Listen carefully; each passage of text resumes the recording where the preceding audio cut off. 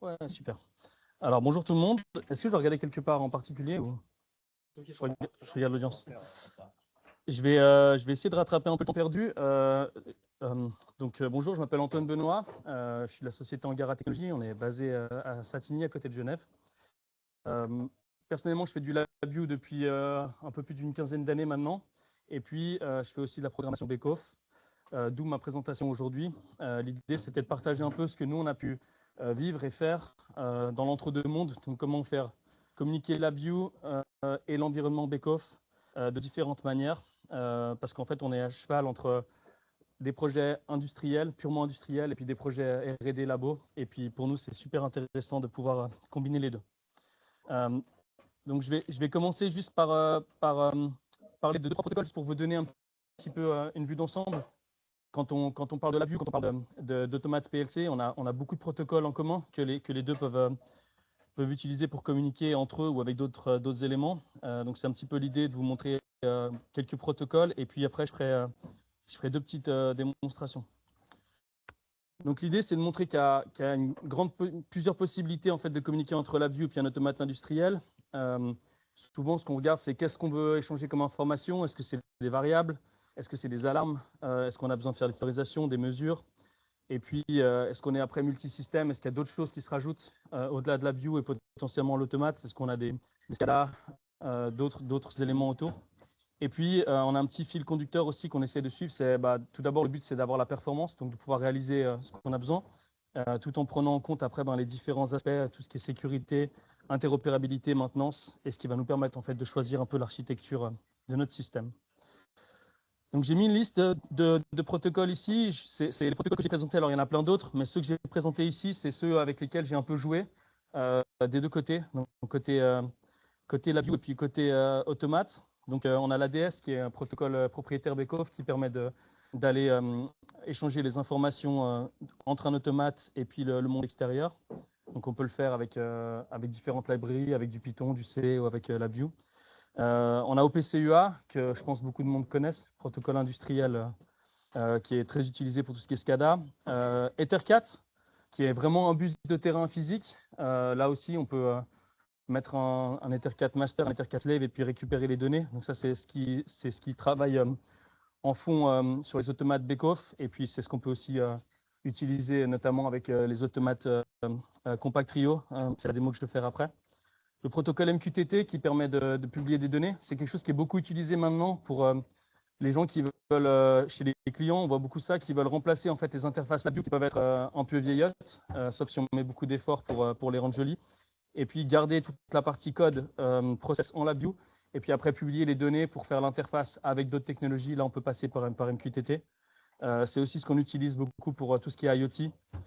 C'est ce qu'on utilise nous dans nos automates process avec les automates Bake-Off qu'on met chez nos clients pour pousser les données vers des brokers pour récupérer les données des installations dans le web. Et après, il y a tout un tas d'autres protocoles comme Modbus TCP, Modbus RTU, TCP/IP. Donc ça, c'est tous les protocoles un peu avec lesquels j'ai joué que vous pouvez avoir des deux côtés, côté Bake-Off et côté LabVIEW.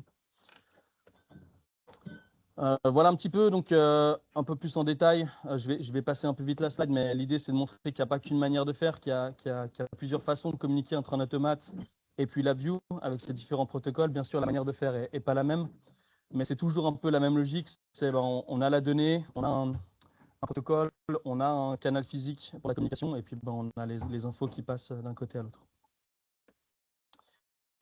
Un petit exemple de cas de terrain d'architecture pour montrer qu'on peut avoir des systèmes avec un peu tous les protocoles en même temps. Donc là, on peut avoir typiquement une installation process chez un client où là, on va avoir un automate Bake-Off en point central. Et puis, on va avoir des équipements de terrain. Ça peut être des vannes, ça peut être tout un tas de capteurs qui vont communiquer, par exemple, en Modbus RTU ou TCP que l'automate va directement gérer.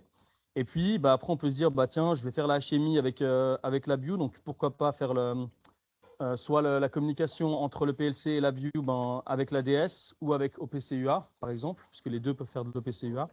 Et puis, on peut aussi mettre du MQTT ici. Et puis après, on peut aussi publier les données avec MQTT si on voulait publier soit depuis LabVIEW, soit depuis l'automate, les données vers le cloud pour les récupérer plus tard. Deux mots sur l'ADS. Donc, l'ADS, c'est on va dire le canal natif de Beckhoff. C'est le protocole qui permet d'accéder aux données de chez Beckhoff. C'est assez pertinent pour tout ce qui est banque pilotage. C'est quelque chose que j'aime beaucoup faire quand je dois mettre un automate et puis que je dois faire du LabVIEW avec. Je pense que c'est le protocole que je vais utiliser un peu par défaut. Donc, en gros, vous avez côté PLC, vous avez les variables PLC qui sont liées au runtime TwinCat qui tournent dans l'automate. Et puis, après, on a un routeur et on a une route qui s'appelle l'AMS ID avec un port. Et puis, de l'autre côté, côté PC, côté LabVIEW, on a la librairie ADS, que ce soit celle officielle de Beckhoff ou celles qui sont proposées par d'autres, qui permet d'aller récupérer les données au même titre qu'on utiliserait, par exemple, un driver d'instrument avec une librairie toute faite par un client. La partie OPC-UA, elle est un petit peu différente parce qu'on a une partie serveur, une partie client. Donc là, c'est vraiment un protocole industriel qui est très répandu. On va avoir un serveur OPC-UA qui va tourner quelque part, soit dans l'automate, soit ailleurs annexé. Puis là, l'automate va publier les données avec le serveur. Et puis de l'autre côté, on va pouvoir récupérer les données avec un client OPC-UA. Donc, du coup, on a ce protocole qui est très, très utilisé par tout ce qui est SCADA, tout ce qui est environnement, on va dire, de production. Je ne rentre pas trop dans le détail parce que le but, ce n'est pas non plus de parler trop de ça, mais c'est juste de vous donner 2-3 infos, 2-3 mots-clés sur les protocoles existants. Vous pouvez toujours aller chercher par vous-même un peu plus d'infos. La partie MQTT, qui est une partie, je pense, pour ceux qui font du LabVIEW, peut-être que vous n'en avez pas forcément entendu parler, qu'on voit de plus en plus en fait maintenant comme protocole. Ça permet de publier les données à travers un broker, donc de packager des bouts d'informations et de les envoyer à travers un broker pour les récupérer. C'est assez flexible, on fait ça de plus en plus. Et nous, chez nos clients, on en voit de plus en plus qui mettent ça pour justement faire l'interfaçage, soit pour tout ce qui est IoT, soit pour scinder la partie, on va dire, automation de la partie HMI, en passant par ce protocole-là. Donc, c'est basé sur les topics. On va pouvoir publier les topics et puis de l'autre côté, souscrire aux topics pour récupérer l'information. Après, voilà, je passe un peu vite. La partie TCP, RTU. Donc, on a la partie Modbus, on a des registres dans l'automate et puis on va aller attaquer avec le Modbus à travers un port série ou à travers un port Ethernet, les informations, et puis du coup récupérer ça, c'est directement dans la view. C'est très rigide parce qu'il faut avoir la définition exacte de quels sont les types de données qu'il y a dans les registres, quels sont les noms de registres, etc. Mais c'est quelque chose qui est existant depuis beaucoup d'années. Voilà. Et après, le dernier petit point, c'est tout ce qui est TCP/IP standard. Donc là, vous faites vos propres paquets, vous envoyez les informations un peu comme vous le voulez à travers l'Ethernet. Vous avez une grande flexibilité, mais la difficulté avec ça, c'est que si vous faites votre propre protocole, après, c'est aussi à vous de faire tout ce qui est maintenance, tout ce qui est gestion de l'implémentation plus tard. Il y a un peu moins de standardisation là-dedans, mais par contre, vous avez une grande liberté de choix, on va dire. Donc, qu'est-ce qui circule réellement quand on a un PLC? On a d'abord toutes les variables PLC qui sont au niveau de l'automate. Après, on va passer par la partie encodage, le protocole que vous allez choisir, que ce soit ADS, OPC-UA, MQTT. Après, on a le canal de transport, donc le canal physique de transport. Et puis, après, au final, on arrive dans la view et puis c'est ici qu'on va pouvoir faire notre partie interface, contrôle, etc. Il faut bien penser que quand on parle de protocole de communication, c'est pas seulement un câble. Il y a tout ce qui est autour aussi. Il y a la partie type de données, formatation de données, quantité de données, et puis aussi la partie sécurité à prendre en compte pour ça. Donc voilà une petite explication on va dire, de choix de protocole. Typiquement, si on veut des performances directes et qu'on attaque directement un PLC avec la view, un PLC Beckhoff, moi je partirais sur l'ADS. C'est relativement simple à mettre en place et puis c'est très rapide. Si on a besoin d'une architecture qui est, on va dire, plus sécurisée, plus standardisée, process, on va peut-être partir sur l'OPC-UA. C'est un peu plus lourd à mettre en place, mais plus sécurisé. Pour tout ce qui est IoT, donc comme je disais avant, pousser les données vers le web ou même faire une interfaçage directement entre la view et l'automate avec un protocole entre deux. Le MQTT, c'est quelque chose qu'on voit beaucoup. Et puis après, il y a tout ce qui est Modbus pour les équipements un peu plus anciens qui proposent ça. et le TCP/IP si vous voulez des performances ou des protocoles un peu maison. Je vous passe un petit peu le comparatif. Voilà, le but c'était juste de montrer un peu ces protocoles-là. Et puis, juste un dernier petit mot, c'est quand vous faites une roadmap, typiquement, ben voilà, pour bien choisir, pensez un petit peu à cette logique de dire, ben voilà, quelles sont les variables que je veux, quel est le protocole que je veux mettre en place, qu'est-ce que je vais faire pour le prototypage, est-ce que j'ai besoin de choses pour la sécurité, est-ce qu'il y a besoin de certificats, est-ce que c'est quelque chose de purement local, est-ce qu'on passe à travers le web, et puis qu'est-ce qu'on met en place pour l'industrialisation du projet, est-ce qu'on a besoin de watchdog, de diagnostic, maintenance, etc. Donc pensez un petit peu à toutes ces étapes-là quand vous choisissez votre protocole de communication. Voilà un petit peu pour la partie présentation telle quelle. Donc je dirais en conclusion, ben, le protocole que vous allez choisir, il va dépendre de est-ce que ça vous est imposé ou pas déjà. Et puis ensuite, en fonction du cas d'usage, ben, vous avez des protocoles qui sont plus ou moins adaptés. Gardez en tête qu'il y a plein de protocoles qui existent, que ce soit côté LabVIEW ou côté Automate en général. Et après, ça va seulement dépendre de votre cas d'usage pour ce que vous allez mettre en place. Juste un petit rappel, ne confondez pas ADS et Ethercat. ADS, c'est vraiment du logiciel, donc c'est vraiment la couche soft qui permet d'aller chercher les données dans l'automate, alors que Ethercat, c'est vraiment un canal physique, c'est un bus de terrain. Donc, juste pensez à garder ça en tête quand vous faites ce genre de choses. Je vais partir sur la partie démonstration. Donc, je vais vous faire deux présentations aujourd'hui. La première, c'est une présentation qui explique comment faire une communication entre LabVIEW et un automate bake-off à travers l'ADS, à travers la librairie TF3710 de bake-off. J'ai aussi fait une démo avec la librairie Ackerman. Ce que j'ai fait pour gagner un peu de temps et pas avoir un effet démo, c'est que j'ai préparé des petites vidéos qui montrent en fait toute la suite logique de A à Z, comment toutes les étapes à faire en fait pour mettre en place l'automate jusqu'à la partie code. Et puis après, je ferai la petite démo en live rapide.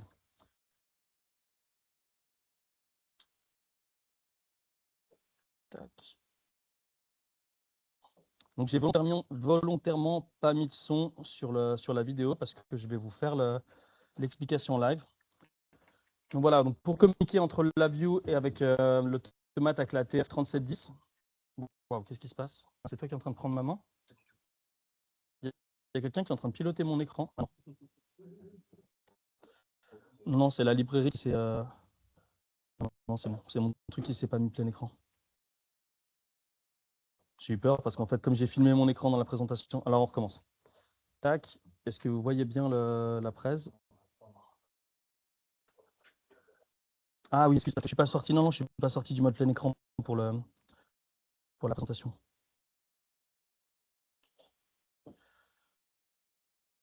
Ok, ça joue. Pardon, excusez-moi pour le détail technique. Est-ce que vous voyez l'écran là? Ouais, super. Donc la marche à suivre. Donc la première chose, ça va être d'installer la librairie de chez bake-off. Donc pour ça, on passe par le package manager de chez bake-off. Donc vous allez un petit peu comme vous avez le package manager de chez Eni, bake-off ont aussi leur package manager. Je vous conseille de passer par là et de ne pas passer par les canaux offline qui sont un peu plus embêtants. Donc là, on va aller directement installer la bonne version de la librairie. Ensuite, on va créer la route, ce qu'on appelle la route ADS. Donc ça va être le lien physique entre l'automate et le PC pour que l'automate soit visible sur le canal, qu'on puisse le voir à travers le réseau, on va dire. Donc là, je vais manuellement ajouter l'automate à la main pour que en fait, on puisse après à la fois programmer l'automate et puis aussi avoir la route qui est faite pour pouvoir accéder avec le code à la suite. Ensuite, on va attaquer la partie code PC donc, avec TwinCat. Donc là, on va entrer dans l'environnement TwinCat. Et là, dans le cadre de ce projet, je vais créer le projet TwinCat pour commencer. Donc là, dans ce qu'on va faire, c'est très très simple. Je n'ai pas de code, j'ai juste déclaré 4 variables que je vais directement mapper aux IO et que je vais pouvoir attaquer. Donc là, je crée le projet sous TwinCat. Ensuite, je vais aller ajouter l'automate dans mon projet, donc me connecter, ajouter l'automate pour être dessus, et puis connecter l'automate pour qu'on puisse voir en fait ses entrées-sorties. Donc là, ça c'est typiquement l'environnement de programmation TwinCat pour ceux qui ne connaissent pas. Et puis ensuite, une fois que l'automate est ajouté, ben, on a accès en fait à tout l'environnement de programmation, le programme principal qu'on ne va pas utiliser parce que je vais juste mapper des IO en direct. Et puis, on va pouvoir ajouter une liste de variables globales qui sont les variables que je vais attaquer directement après à côté de la vue. Donc ici, dans ce cas-là, je vais en faire 4. Et c'est ces 4-là que je vais mapper. Ensuite, une fois que les variables ont été créées, donc là, j'ai passé un peu texte. J'ai fait une entrée digitale, une sortie digitale, une entrée analogique, une sortie analogique que j'ai définie comme étant des variables qui peuvent être mappées au canaux physique. Bah, je vais venir attribuer en fait ces variables-là directement au canaux physique de mes cartes. Donc j'ai 4 cartes sur mon automate. J'ai une carte pour chaque type de données, donc DI, DO, AI, AO. Donc là, je viens attribuer les variables. Et puis, une fois qu'on aura fait ça, côté automate, bah, c'est tout. Dans ce cadre-là, dans cette démo-là, c'est tout. J'aurais pu en fait faire un code complexe et puis faire un code dans l'automate. Là, c'est juste pour montrer comment on peut faire le lien entre les deux. Donc, j'ai purement juste créé des variables qui me donnent accès aux IO bake-off à travers l'automate et à travers le code de l'automate. Donc, le code de l'automate, c'est rien de plus que 4 variables déclarées ici qui sont mappées aux entrées et sorties. Donc voilà, une fois qu'on a fait ça, on va pas oublier d'ajouter la licence. Donc il faut mettre la licence pour l'automate. Ça, c'est une petite étape à pas oublier. Donc on va chercher la licence, on l'ajoute. Et puis après, ben, une fois que ça c'est fait, on peut faire la suite côté la bio. Donc dans l'environnement TwinCat, on a toujours la licence 7 jours. On a les licences en fait qui sont par automate.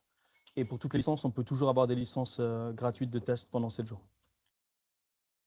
Donc voilà, là le code est fait. Je lance le code pour vérifier que tout marche, que mes IO sont bien câblés. Donc j'ai câblé la D et la DO ensemble pour faire passer le signal de l'un à l'autre, et puis l'AI et l'AO ensemble. Donc là, quand j'écris une valeur sur la sortie analogique, 420 milli, qui est une valeur entre 0 et 32 767, ben, je vois bien qu'elle est propagée sur l'entrée de l'autre côté. Donc là, la partie PLC est terminée. Et ensuite, ben, on va passer sur la partie code LabVIEW. Donc, première étape, c'est d'aller savoir où se trouvent les VI dans la palette. Ça peut paraître un peu bête, mais j'en ai profité pour vous le montrer. Donc, elles sont installées dans UserLib, cette palette-là. Et donc, ça, c'est toute la palette de chez bake-off, de la TF3710, qui est accessible ici. Et puis, ben, ensuite, on va pouvoir directement faire le code et tester. Et vous allez voir que c'est relativement simple. Donc, en bas, j'ai laissé mon code PLC ouvert pour pouvoir changer les variables depuis l'automate. Et puis ici, ben, j'ai déjà préécrit le code. Donc, j'ai fait le typique initialisation. Et puis après, ben, au timeout, je vais lire les variables directement en allant chercher les noms. Et puis après, quand je fais des actions sur le bouton ou sur la value change de l'analog output, et ben, je vais venir écrire les données. Donc là, on voit directement, je change la valeur de la sortie analogique. On voit que la donnée elle arrive bien dans la view, et on voit côté automate aussi que les données changent. Donc voilà pour cette présentation. Est-ce que tu as la petite caméra portable pour montrer faire la démo live?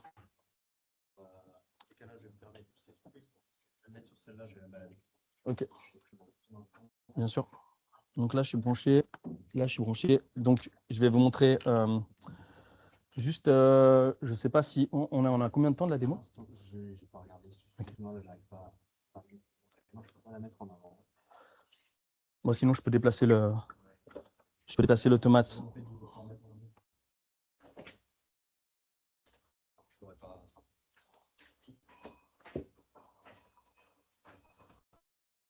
C'est juste, bien sûr.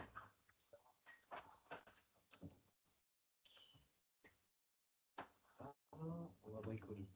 Est-ce que tu peux mettre présentateur aussi, s'il te plaît, que je puisse partager?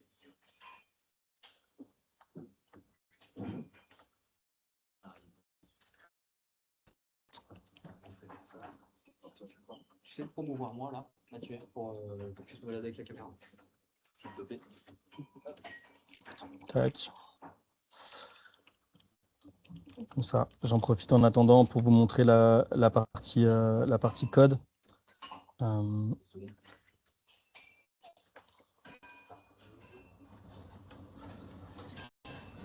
Donc ici, vous avez le code qui est très simple, hein, comme je disais avant. Ouais, peut-être qu'il ne se partage plus là-bas. Ok, pas de souci. Je ne sais pas si on a un retour. Donc là, on a rien de plus que l'automate bake-off, qui est à l'envers, pardon. Donc c'est une CX 7080, c'est un des plus petits automates de chez Bake-Off qui est sorti il y a 2-3 ans en arrière. Qui est super parce qu'il est vraiment, il coûte vraiment pas grand-chose. Et puis surtout, il s'intègre dans tout l'environnement Bake-Off standard. Donc lui, il a déjà un set d'entrée-sortie dessus. Puis après, je suis venu mettre mes cartes directement dedans. Donc j'ai fait le code dans TwinCat. Là, j'ai mes IO qui sont branchés ici, qui sont directement reliés à mes variables que j'ai déclarées, donc mes 4 variables. Et puis après, j'ai rien de plus que le câble Ethernet qui fait le lien avec le LabVIEW.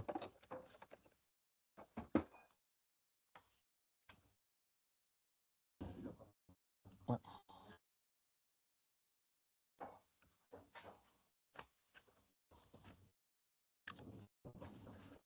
Tac. Et donc là, normalement, donc là vous avez la partie code, très basique. Si vous voulez, je partagerai les exemples sur un repo ouvert, mais je ne vais pas rentrer trop dans le détail parce que j'aimerais pas trop prendre de temps sur la présentation des autres. Mais en gros, ici, il y a la partie initialisation qui va créer le canal. Et puis après, au timeout, on va lire toutes les valeurs.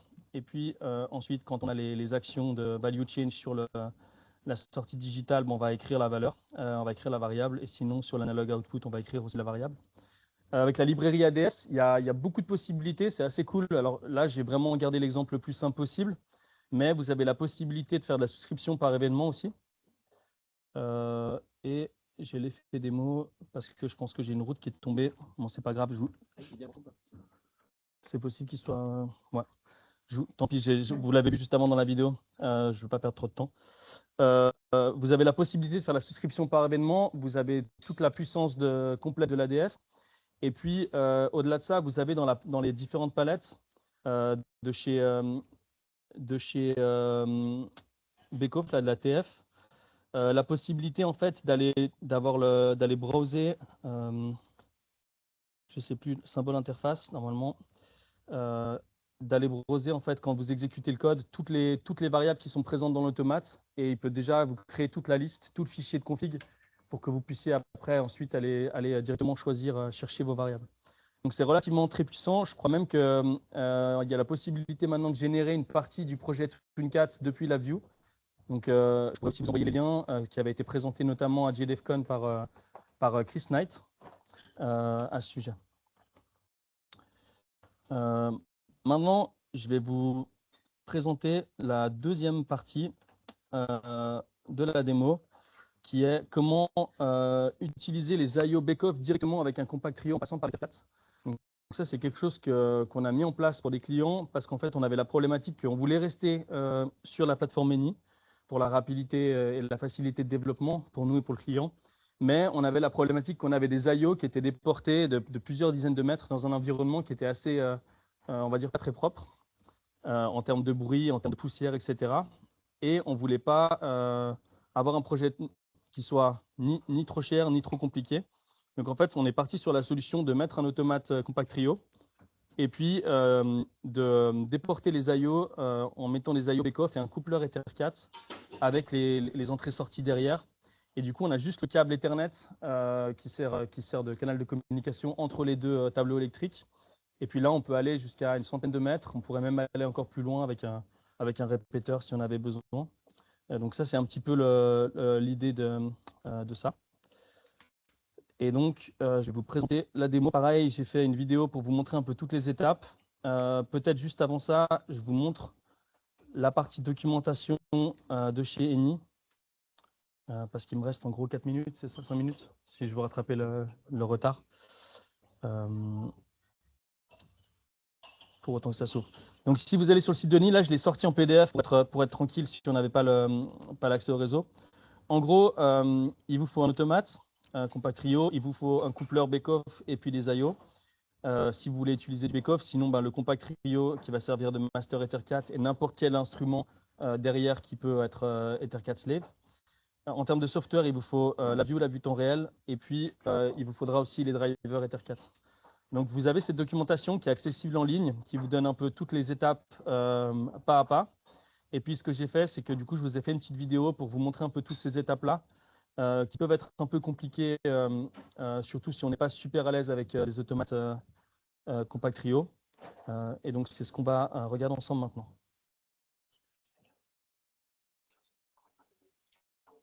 Ok, bon alors, j'ai pas besoin de me presser.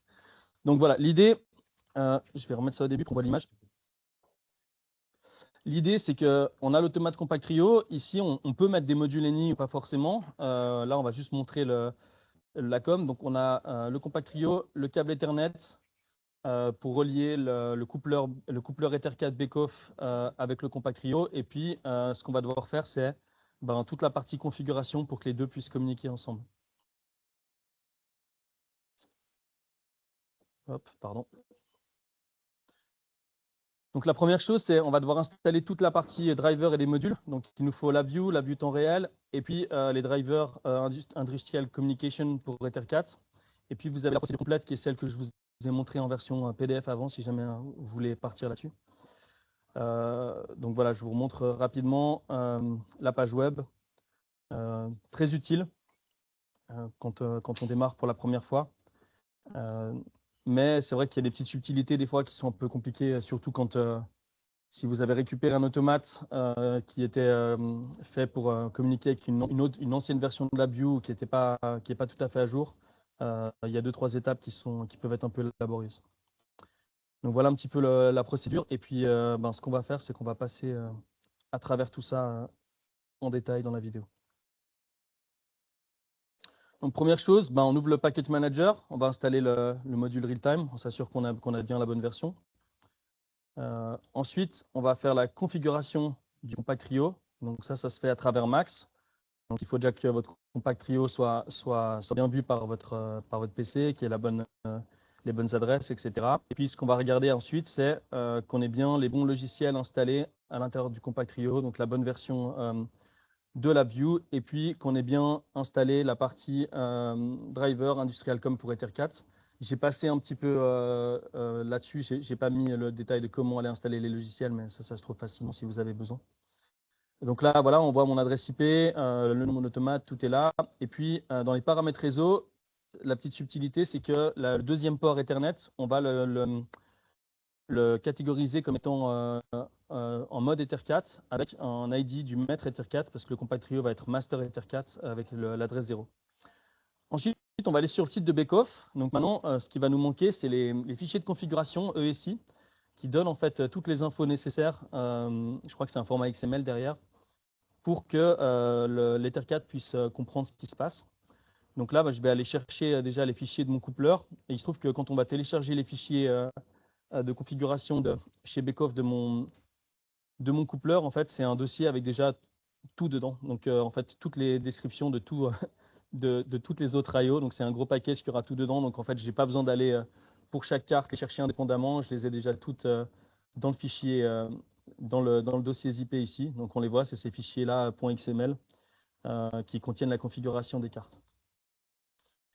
Ensuite, on va entrer côté LabVIEW. Donc là, on va créer un projet LabVIEW. Et puis, on va faire typiquement ce qu'on fait quand on travaille avec un Compact Trio. On va aller ajouter l'automate. Et après, une fois que l'automate est ajouté, on va pouvoir lui ajouter le target master. Donc, ajouter la nouvelle target en disant j'ai un master Ether4 sur cet automate. Et là, j'avais déjà trafiqué un peu cet automate avant, donc j'ai des trucs qui apparaissaient, mais là, je les renlève juste pour la démo. La prochaine étape, c'est du coup importer les fichiers ESI, les fichiers de configuration dans l'automate, dans le Compact Trio, pour qu'ils puissent comprendre en fait à quoi je m'attends, quelles sont les cartes que potentiellement je dois aller chercher derrière. Donc là, je fais l'importation des fichiers de configuration dans le Compact Trio. Et puis une fois que cette étape est faite, en fait, on peut maintenant aller lui dire quelles sont les choses qu'on a sur notre système. Donc moi, ce que j'ai en premier, c'est un coupleur. Et après, j'ai derrière toutes les cartes qu'on voyait avant, que je suis allé chercher manuellement aussi pour montrer. Donc j'ai une EL 1004 pour le digital input, une EL, je crois, 2002 ou 2004 pour la partie sortie, et puis une AI et une AO 420 milli. Donc là, on voit, on a pu ajouter ces cartes, on voit déjà les variables. Et puis après, ben, on va pouvoir implémenter le code LabVIEW. Donc là, j'ai déjà préparé l'interface avec les variables. Et là, on voit, bah, je vais aller sur chacune des cartes. Je peux aller chercher les éléments qui m'intéressent et je peux même les renommer. Donc là, on voit, j'ai mes 4 entrées de ma carte. Je vais chercher la première, je l'ai renommée DI1 pour que ça prenne un peu moins de place. Et puis, je fais pareil pour chacune des cartes. Et puis, en fait, on va chercher directement les nœuds qui nous intéressent, les variables qui nous intéressent. Et elles apparaissent un peu comme sous la forme d'une variable globale chez Eni. Donc, on a aussi, en fonction des cartes, plus ou moins d'éléments plus. Typiquement, pour les cartes analogiques, on a tout un tas de statuts, de overrange, synchronisation, etc. Tout un tas d'infos qu'on peut avoir en plus. Mais là, pour l'exemple, je vais juste chercher les AI et les AO. Donc là, pareil que pour la démo d'avant, j'ai connecté sur mon automate physiquement mon entrée digitale à ma sortie digitale. Comme ça, quand j'en change une, ben, l'autre est impacté. Et puis pareil pour l'analogique, j'ai relié les deux ensemble, l'analog in et l'analog out ensemble. Donc voilà un petit peu pour la manière de faire.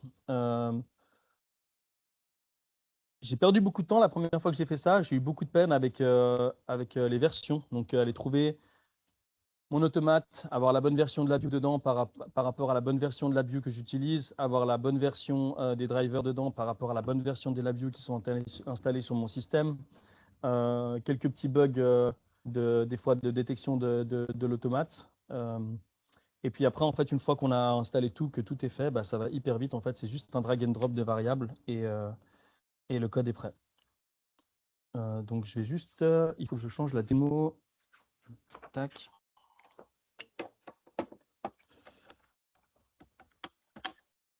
En espérant que c'est la marche.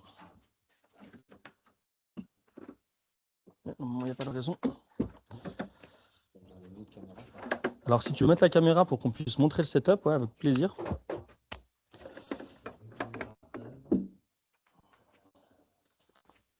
Hop. Je peux me rapprocher.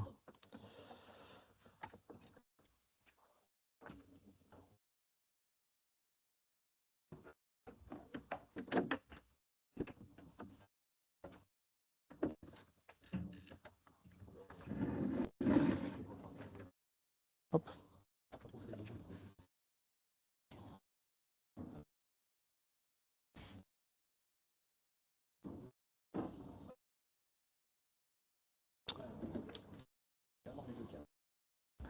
Donc là, vous avez l'automate Compact Trio. Ici, c'est un 9035, 9035.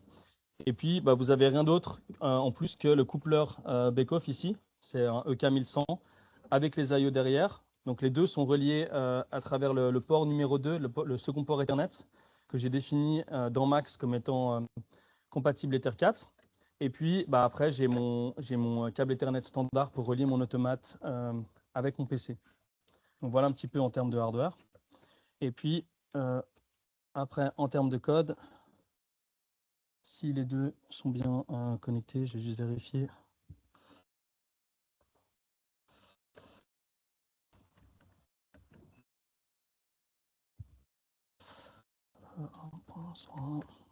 Ok, nickel, ils sont bien présents. Donc là, maintenant, je peux ouvrir mon code démo, vous montrer qu'à ce stade-là, il n'y a pas grand-chose dedans. C'est rien de plus que ce qu'on avait dans la démo. Donc j'ai mon master Ether 4 ici qui a été défini. J'ai mon coupleur ici qui est visible avec chacune de mes cartes ici qui sont vues comme slave. Et puis ben, après, j'ai rien fait d'autre qu'aller drag and drop les variables pour exécuter mon code. Et donc après, si j'exécute le code, on va avoir la même chose que ce qu'on avait dans la fin de la démo. C'est-à-dire que je devrais pouvoir jouer avec mes I/O. Donc là, il y a zéro code PLC, il n'y a pas d'automate Beckhoff, il y a juste purement les I/O qui sont asservis comme avec l'Ether 4. Il n'y a aucune logique, aucun code Twin 4, rien du tout. Il n'y a que du LabVIEW et nickel. Donc là, on voit ici en direct, je peux aller jouer avec ma sortie digitale numéro 1 qui va directement être connectée à l'entrée digitale de la seconde carte. Et puis pareil pour le tension courant, enfin pour le 420 milli ici, qui est une valeur entre 0 et 32 767 que je peux venir changer à la main. Et voilà. Donc c'est un petit peu près tout ce que je voulais présenter. L'idée c'était de montrer voilà, qu'il y a différents protocoles et puis de montrer 2 exemples concrets de choses que nous on a fait. Donc ça c'est quelque chose qu'on a fait très récemment sur un projet où on a déporté jusqu'à 4 lots de coupleurs Ether 4 pour avoir 4 tableaux électriques et un seul automate qui gère le tout, qui est un compact trio. Et puis pour tout ce qui est typiquement la première présentation, première démo que j'ai fait avec l'ADS, j'ai fait un projet il y a maintenant 2-3 ans en arrière pour un client où on avait 20 fours faits sur mesure. On avait mis un automate du même type que celui que j'ai mis là, la CX 7080. Et puis donc chaque four était piloté par un automate parce qu'on voulait que le four soit piloté avec un système temps réel et puis on va dire industriel. On ne voulait pas avoir un code qui tourne dans un PC Windows et puis qui pouvait avoir un impact sur ce qui se passe dans le process. Et puis avec l'ADS, en fait, on a 20 fois le même automate avec 20 fois le même code dedans. On a juste l'adresse l'AMS ID, donc l'identification qui change pour chacun de ces automates. Et puis j'ai fait un code LabVIEW où j'ai fait 20 fois le même code que j'ai dispatché avec ADS qui va venir en fait chercher les variables de tous ces automates-là en un point central. Et donc j'ai fait une interface LabVIEW qui permet d'accéder aux données des 20 fours et au contrôle des 20 fours depuis un point central qui est un PC centralisé dans le labo là-bas. Donc l'avantage de ça, c'est qu'en fait on a pu mettre un système temps réel, on va dire un vrai automate industriel, pas juste un PC qui tourne Windows et d'autres choses en fond, pour chacun des fours, avec un coût relativement faible, parce que le CX 7080, il doit être dans les 200 francs, je crois. Donc si vous regardez le premier système temps réel chez National Instruments, vous êtes quand même pas mal plus cher pour avoir un système par four. Et puis, l'idée de mettre le LabVIEW, c'est que pour ce cadre-là, j'étais passé par la librairie Ackermann Automation qu'on achète une fois et qu'on peut déployer, il y a un seul coût de licence. Et du coup, en faisant le LabVIEW, qui est ma spécialité, j'ai pu aller beaucoup plus vite pour le développement de la HMI, ajouter toute la partie reporting, etc. au niveau du LabVIEW, tout en garantissant en fait que chacun de mes fours a son process qui tourne tout le temps et que si j'éteins le LabVIEW, le LabVIEW il sert en fait que d'HMI de contrôle et en fait quand j'en ai pas besoin, j'ai pas besoin que le code LabVIEW tourne. Et en couplant les deux, pour ce projet-là, on a divisé par 2 le coût complet du projet. Si on avait fait tout avec National Instruments et LabVIEW, on aurait été beaucoup plus cher par rapport au hardware. Et si on avait fait tout avec du bake-off, ça m'aurait pris un peu plus de temps parce que j'étais un peu moins à l'aise avec la partie HMI. Et puis aussi, on aurait dû rajouter des coûts de licence, etc. Donc en fait, on a vraiment eu un énorme bénéfice à mixer les technologies pour ce client-là. Voilà un petit peu, j'ai fini ma présentation. Je ne sais pas s'il y a des questions. Est-ce que les gens, on les entend quelque part? Alors en théorie, les gens, on les entend quelque part. Sébastien, tu as une question, je t'invite à ouvrir ton micro et on va essayer de voir si on la récupère. Vous m'entendez? Oui. Oui. Oui, on t'entend. Ouais, donc, ok. Moi, ma question, elle est autour de la librairie Ackermann. Oui. Je ne sais pas si tu l'as beaucoup utilisée. En fait, il y en a plusieurs de ces librairies, elles ont des natures différentes. C'est-à-dire qu'il y en a qui transitent par l'ADS et TwinCat, et d'autres, en fait, où tu peux, directement attaquer ton device Ether4 sans passer par TwinCat. Ouais. Moi, j'avais utilisé cette deuxième solution, mais je me souviens que c'était pénible, c'était complexe à configurer au niveau du PC. Alors moi, je n'ai pas utilisé cette solution, même si je n'ai pas réussi à lancer la démo, je peux juste rouvrir le code parce que je l'ai là et je vais te montrer la différence entre les deux solutions et tu verras que c'est quasiment pour ce cadre-là, d'un cadre simple. Après, ce que je n'ai pas dit, c'est qu'on peut avoir des performances relativement très très élevées, qu'on soit avec l'ADS ou qu'on soit avec l'Ether 4. Dans les cas des projets que je fais, ce qui m'intéresse, c'est des données qui sont à la seconde. Donc honnêtement, je suis resté sur des manières très basiques de faire, mais on pourrait faire plus. Mais moi, je n'ai pas besoin. En fait, je fais du suivi de process. Oui. Donc, c'est pas très intéressant pour moi d'aller plus vite. Oui. Je te rouvre juste ça. Comme ça, je peux te montrer la différence entre les deux codes. Et en fait, c'est très similaire les deux. Donc, ça, c'est la partie Ackermann ici. j'ai fait la même chose. Donc là, on fait le. Ça, faut que j'y cache. Pardon. On coupera ça à la séquence. Ça, c'est en gros, ben, on met l'AMS ID ici de l'automate, le port 851 qui est utilisé. Et puis après, je vais directement attaquer mes variables avec les noms. Oui. Donc, il n'y a rien de plus que ça. Et ça marche Ok. hyper bien.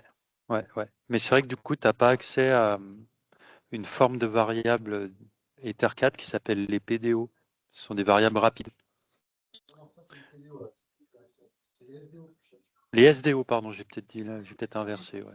Ouais, alors non, je suis pas allé le chercher parce que dans mon cas, j'en ai pas besoin. Je vais juste récupérer les variables de mon automate directement. Donc c'est vrai que je suis pas allé jouer, je suis pas allé jouer aller jouer à ce niveau-là.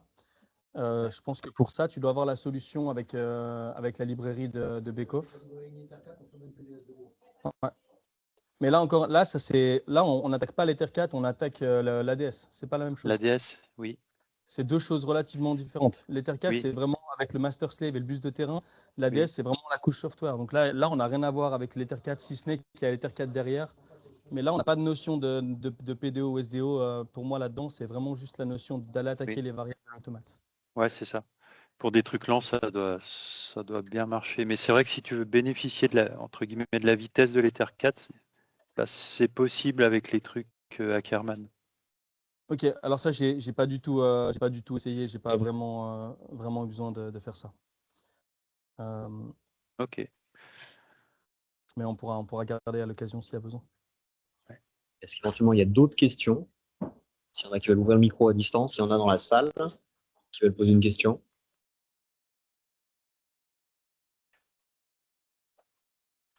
Sinon, on va en rester là. Merci beaucoup. Je vous remercie. Merci tout le monde.